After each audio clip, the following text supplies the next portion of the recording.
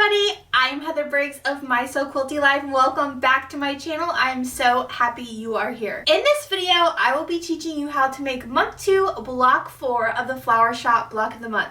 So grab your pattern and your fabric and let's get started.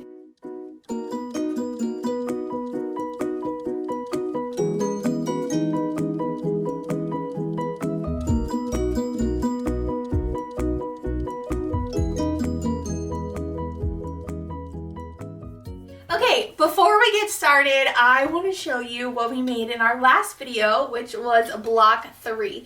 So here's what my block 3 looks like. It is so cute. I hope you're having a lot of fun with this block of the month and are excited to dive into block 4 for the month 2 of the Flower Shop block of the month. So we're going to go ahead and get started. I've already cut out all of my pieces and started assembling some of these units here. This block features 3 tulips, so cute, and they are all sitting in this cute little tulip basket. So let's put this to the side and let's dive into the pattern. Okay, for step 1, you're just drawing a diagonal line on the back of the squares that you're going to be using as corner squares. But I'm going to be moving on to step 2. Now you will notice I've already made 2 complete tulip blocks. They both have the stems, but in these next couple steps we're going to be putting together this tulip here. So I went ahead and left one of the tulips undone so I could walk you through how to do it, since we have not yet made a tulip block in the Flower Shop block of the month. So for step 2, all we're doing is taking our 2 fabric L rectangles, these are the pink here, and we're taking a fabric K square and a fabric H square.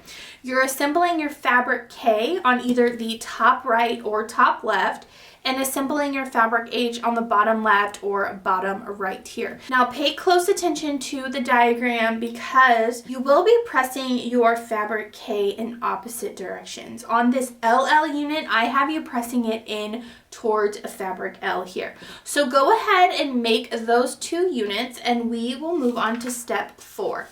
So for step 4, you're just assembling these 2 LL and RL units just like this, and you want to pay close attention that you do nest your seams correctly here so that you have a nice point where those line up.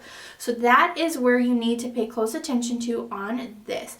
Now for step 5, we're going to be assembling those little side pieces of the tulips. So what you need to do is grab your 2 fabric J's and 2 fabric M, and what you're going to be doing is placing fabric M on the top corners, assembling according to the instructions, and once you've done that you will have an LJ and an RJ unit.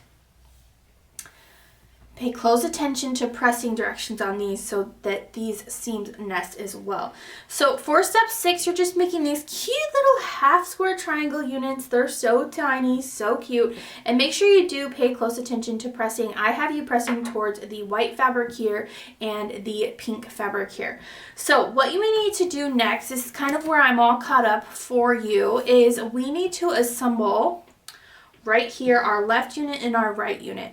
Now because you press these in opposite directions, you should just be able to put that half square triangle and kind of push until it won't push anymore. That's called locking in the seam, and you should be able to assemble using your 1/4 inch seam, and that should nest perfectly. So go ahead and assemble those 2 pieces here for your left unit and your right unit. After that, you will be able to assemble your left and right to your flower unit. Okay, so I'm going to set that aside. For step 9, we're just assembling our little leaves, and I've already done that with all of them, but I wanted to walk you through really quick. So you will have 1 LN unit, so our LN is right here. I've assembled it already in this unit. You will have 1 of those. And what makes it different is you have a fabric K square on the top right and bottom left of your fabric N. But on your RN units, as you can see here, you're doing the opposite. You're assembling 1 fabric K square on the top left and 1 fabric K square on the top right. So go ahead and assemble your little R and L in units. Next, you're going to be making 2 of these small stem units using 1 RN, 1 fabric I, 1 P, and 1 E. All you're doing here first is assembling your fabric I to your RN and pressing, then assembling your fabric P and pressing, and then your E. So you will have 2 of those here. This one belongs to that unfinished tulip. You'll be taking your remaining LN and RNs and creating the big stem unit in step 11. So same here, we're taking 2 fabric I's, 2 fabric E's, and 1 O, and assembling these side pieces first. So you're going to assemble 1 LN to 1 fabric I and 1 fabric E, and on this side your RN to 1 fabric I and 1 fabric E. Then once those have been assembled, you are assembling to this middle stem here, which is fabric O. Okay, so for step 12, you're just creating your outer flower units by using rectangle C, 1 flower unit, and 1 small stem unit.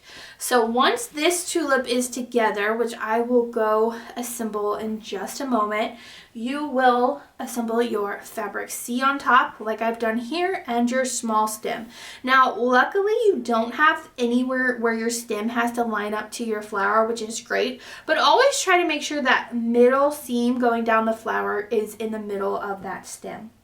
Then for step 13, you're just doing the same thing here, except for you just have 1 flower unit and your big stem unit here. Once you have assembled those, you're then going to assemble all 3 of these together. You'll have a middle flower unit in the middle. This is the one with the big stem unit, and your 2 outer flower units. And it doesn't matter which way, if you want, you know, one color over here versus over there. So once you have done that, you're going to assemble those together on these sides. The only place where these need to line up is going to be right here and here, and then right here and here. So just be sure those do line up.